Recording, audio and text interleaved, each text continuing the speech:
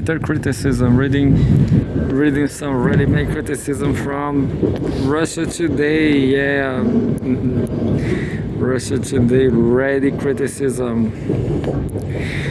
What's going on today?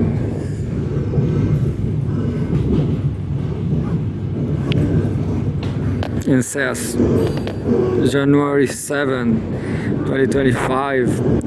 Russia, Trump, and the West. Is there a miracle cure for the Ukraine conflict? Kiev caught between Western uncertainty and Moscow's resolve. This is by Sergei Boletaev, information analyst and publicist, co-founder and editor of the VAD4 project.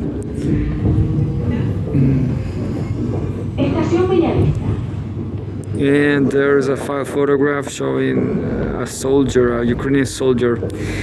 It says, hints about peace talks on Ukraine began last summer, and now preparations appear almost official. Many pin their hopes on Donald Trump, but there is a little reason to believe the incoming American president can guarantee success. The proposed sequence, first a ceasefire, then peace talks, echoes countless regional conflicts of the 20th century, where external factors pressured warring parties into ceasefires. These often led to telling smoldering wars with periodic escalations, occasionally involving peacekeepers. In Ukraine, this approach will only work if the cost of the conflict to Moscow outweigh the cost of a ceasefire. So far, this is not the case.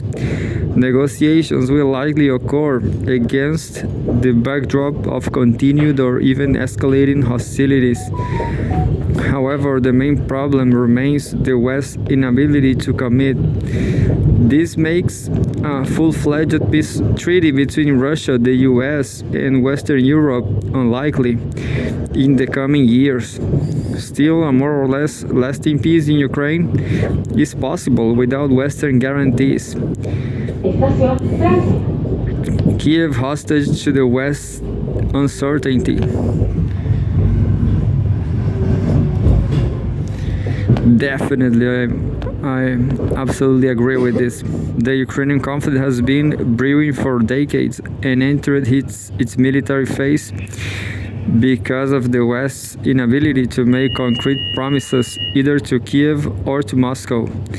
In the spring of 2022, Kiev was eager to negotiate in Istanbul to stop the invasion, hoping the West will guarantee its security. Meanwhile, Putin pursued a grand pact with the West to divide spheres of influence. Neither side received that they wanted. The West, unwilling to offer substantive solutions, opted to arm Ukraine and use it as a proxy against Russia.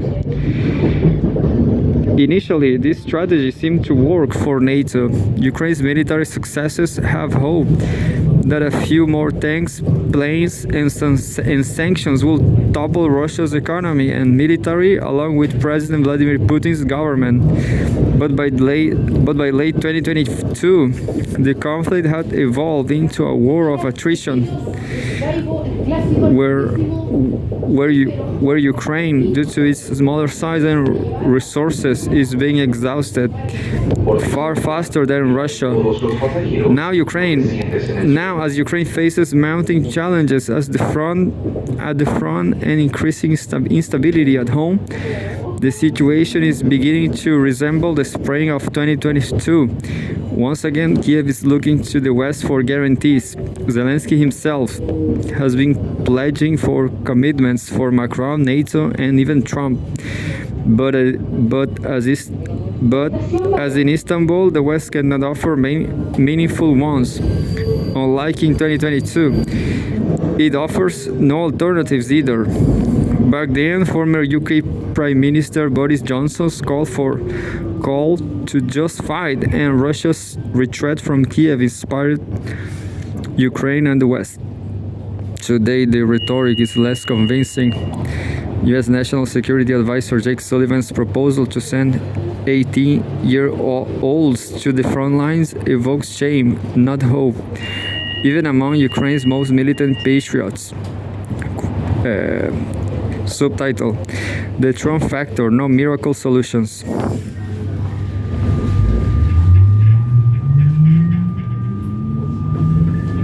Many are now wondering if Trump's presidency can bring peace to Ukraine. While his rhetoric has softened, moving closer to Biden's, his promises remain vague.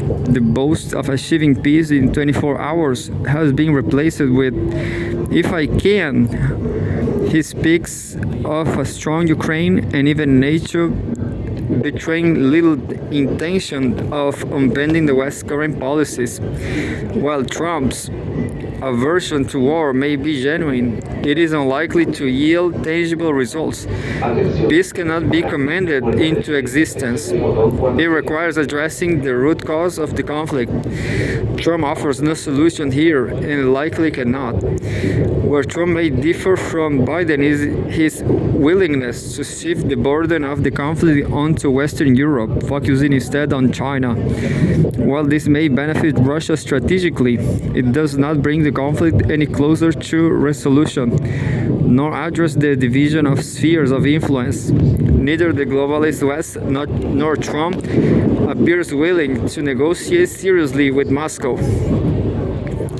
Moscow's strategy pushing Kiev to collapse.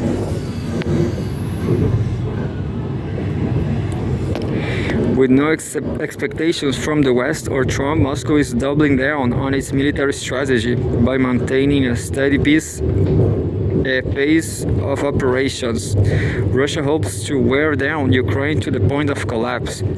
Ukraine's desperate search for peace guarantees, met only with calls for continued war, may push its elites to the realization that direct talks with Moscow are the only path to survival. Militarily, Russia's approach is clear. While its forces cannot yet achieve strategic breakthroughs, they have learned to push through defenses systematically.